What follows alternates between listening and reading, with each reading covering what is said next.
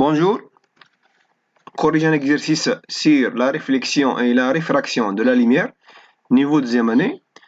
Un miroir plan M disposé verticalement et éclairé par une source supposée ponctuelle, la source S, on donne l'angle SI1, SI2 égale à 49 degrés.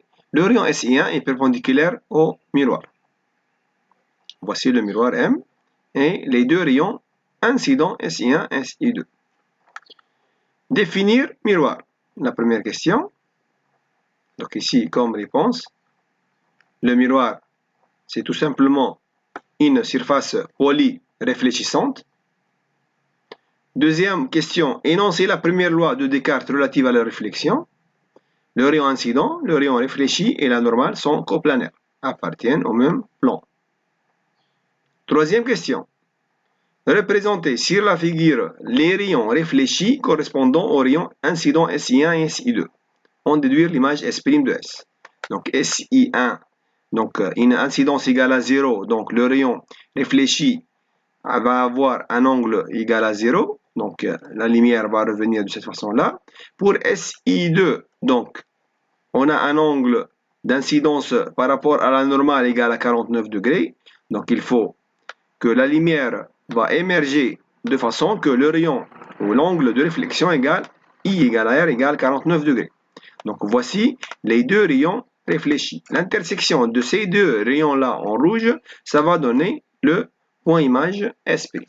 Donc ici, il faut faire un prolongement de ce premier rayon réfléchi et du deuxième rayon réfléchi.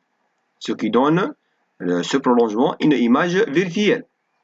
Contrairement à l'objet qui est réel, puisque on n'a pas fait de prolongement.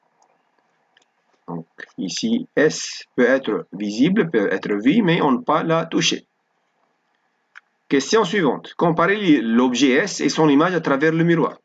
L'objet S et son image qui sont ponctuelles ici. On ne va pas dire qu'elles sont de même forme et de même grandeur, etc. Puisque ils sont donc ponctuels. Ils sont symétriques par rapport au miroir, c'est-à-dire la distance SI1 égale S'(I1).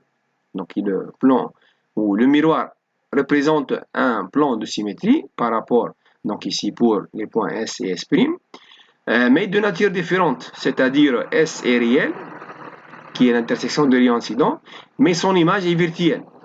Intersection du prolongement, il faut faire ici un prolongement des rayons réfléchis. Déterminer l'angle d'incidence correspondant au rayon SI2. Donc ici, l'angle d'incidence est l'angle entre le rayon incident et la normale au point d'incidence, c'est-à-dire I égale à 49 degrés. Pourquoi 49 degrés? Puisqu'il est égal à l'angle SI1, SI2. Ils sont deux angles alternes internes. Donc, le rayon ou l'angle d'incidence est égal à l'angle SI1, SI2. Représenter cet angle-là, I, et l'angle de réflexion correspondant. Ici, à partir de la deuxième loi de réflexion, on peut dire que I égale à R. Donc, il suffit de tracer un angle ou un rayon qui fait 49 degrés par rapport à la normale, ici au point I2. Le rayon maintenant réfléchi I2, I3 obtenu par réflexion, I2, I3, ce rayon-là, obtenu par réflexion du rayon incident SI2, se dirige vers la face verticale AB. Cette face verticale AB d'un prisme en verre rectangle ou droit au point B et subit une réfraction. Donc on va passer de l'air vers le verre. Il y a le phénomène de réfraction. On obtient le rayon réfracté I3, I4. Le point I3 appartient à la face AB, alors que le point I4, c'est un point de la face AC du prisme. Donc ici, I2, I3, puis donc on va passer à I4 sur la face AC. L'angle CB-CA égale à 50 degrés. CB-CA. Donc cet angle-là est égal à 50. Cet angle-là est égal à 90, donc, puisque la somme est égale à pi, donc ça va être un angle de 40 degrés au niveau de BAC. La question est la suivante. Définir au début la réfraction de la lumière. C'est un phénomène, c'est le changement brusque de la direction de la lumière lorsqu'elle va passer ou elle va traverser la surface de séparation de deux milieux transparents. Par exemple, entre l'air et le verre, etc. Énoncer la deuxième loi de Descartes relative à la réfraction. et faire un schéma dans lequel on va préciser dans le cas général le rayon incident réfracté, la normale, la surface de séparation, l'angle d'incidence, l'angle de réfraction et le plan d'incidence et de réfraction. Donc ici, la deuxième loi dit que le rapport des sinus de l'angle d'incidence I1 et de l'angle de réfraction I2 est constant, c'est-à-dire sinus I1 sur sinus I2 égale une constante n. Autrement, sinus I1 égale la constante n fois sinus I2. N, c'est l'indice de réfraction relatif du deuxième milieu ou du second milieu auquel on va passer par rapport au premier milieu, à partir duquel la lumière va être donc incidente. Donc ici, le schéma suivant représente un rayon incident SI1. La normale au point d'incidence, il faut tracer la perpendiculaire à cette surface de séparation entre le premier milieu et le deuxième milieu. La normale ici fait avec le rayon incident un angle d'incidence I1.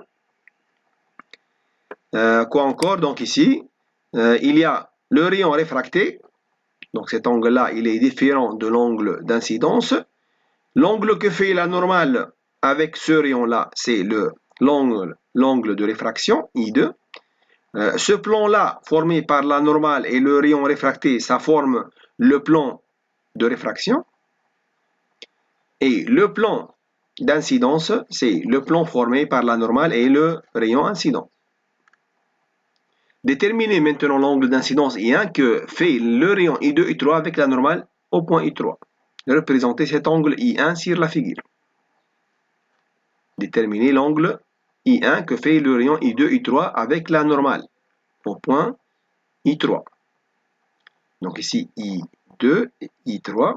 La normale ici, quel est cet angle-là? Donc entre I2 et I3 avec la normale. Ça c'est la normale. Donc l'angle I1 égale normalement interne avec R qui est égal à I, qui est égal à SI1, SI2. Donc tous ces angles-là qui sont alternes ici, internes, ici ils sont égaux d'après la deuxième loi de réflexion, et ici ils sont alternes internes. Donc ici on a I1 égale à 49 degrés. Représenter cet angle-là, I1 sur la figure. C'est ce qu'on a fait ici. I1, c'est l'angle entre la normale et le rayon incident. Donc toujours, pour déterminer un angle, il faut le compter par rapport à la normale, et non pas, par exemple, par rapport à la surface de séparation. Déduire l'angle de réfraction I2, cet angle-là de réfraction, qui va être entre le rayon réfracté et la normale, que fait le rayon réfracté avec la normale au point I3. C'est ce qu'on a dit, entre la normale et le rayon réfracté I3, I4. D'après la deuxième loi de Descartes pour la réfraction, sinus I1, c'est-à-dire sinus 49 sur sinus I2 égale l'indice du deuxième milieu, c'est-à-dire le vert par rapport à l'air, qui est égal à 1,5, la donnée de l'exercice. Donc sinus I2 égale à sinus I1 sur 1,5, c'est-à-dire on va remplacer sinus 49 sur 1,5, ça va être presque égal à 0,5. Donc l'angle correspondant pour lequel le sinus égale à 0,5, c'est 30 degrés. Donc ici, on va passer d'un angle qui est 49 degrés vers un angle qui est plus faible de 30 degrés par rapport à la normale. Donc on va s'approcher de la normale lorsqu'on va passer de l'air vers un autre milieu plus refrangeant, comme le vert, qui a un indice de réfraction supérieur à 1. Déterminer l'angle limite de réfraction pour le passage de la lumière de l'air vers le vert. Donc c'est une formule de cours qu'on doit savoir. Sinus lambda, l'angle maximal qui correspond à la réfraction. Lorsque I1 égale 90, l'angle de réfraction va être lambda. Donc sinus lambda égale 1 sur n égale 0,667 presque. Donc lambda égale 41,8 degrés pour le passage entre l'air et le verre. Montrez maintenant que l'angle que fait le rayon I3 I4 avec la normale au point d'incidence I4 est 70 degrés. L'angle que fait le rayon I3 I4. Ça c'est I3 I4 avec la normale. Donc il faut tracer la perpendiculaire. Donc ça c'est 70 degrés. Donc il faut montrer que cet angle-là égale normalement au reste 90 moins 70, c'est-à-dire 20 degrés. Donc c'est ce qu'on va faire ici. Donc en traçant cette normale-là, donc ici, on peut dire que puisque cet angle-là c'est 30 degrés, avec un angle droit 30 plus 90, ça va être 120. 120 plus 40, puisque ça c'est 50, 50 ici 40. 40 plus 120 égale à 160. Donc il va rester ici 20 degrés. Donc il faut que la somme des trois angles ici dans ce triangle-là, A, I3, I4, soit égale à 180. Donc 40 plus 120, il reste 20 degrés. Puisque cet angle-là, c'est droit, puisqu'il s'agit d'une normale ici, au point d'incidence I4, donc il va rester l'angle 70 degrés. 70 plus 20 égale à 90. Donc c'est ce qu'on a dit. Dans le triangle I3, I4A, donc la somme ou les angles dans ce triangle sont 40 degrés, 120 degrés et 20 degrés. Donc l'angle d'incidence c'est 70 degrés entre la normale et le rayon I3, I4. La dernière question, donc ici, normalement, représentez sur la figure 2 de l'annexe le rayon I4, I5 suivi par la lumière suite à la rencontre du rayon I3, I4. I4, I5. Comment il va terminer son chemin. Donc ici, avec la face AC, ici, la face AC du prisme, justifier ce chemin suivi par la lumière. C'est-à-dire, normalement, si l'angle va être plus faible, on va passer du vert maintenant vers l'air, une double réfraction, de l'air vers le vert, puis du vert vers l'air. Mais dans ce cas-là, puisque cet angle-là d'incidence, si on va le comparer par rapport à lambda, l'angle limite de réfraction, on voit bien que cet angle-là, il est supérieur à lambda. 70, c'est plus grand que lambda, déjà calculé 41,8 degrés. Donc, le phénomène prévu qu'on peut prévoir, c'est qu'il y a une réflexion totale. Donc, ce chemin suivi par la lumière est justifié parce qu'on n'a pas de réfraction, mais il y a plutôt une réflexion totale, puisque cet angle-là, il est supérieur à l'angle limite de réfraction correspondant du passage de l'air vers le vert. Donc ici, comme on va terminer la lumière son chemin, ça va être une réflexion totale I4, I5. Merci.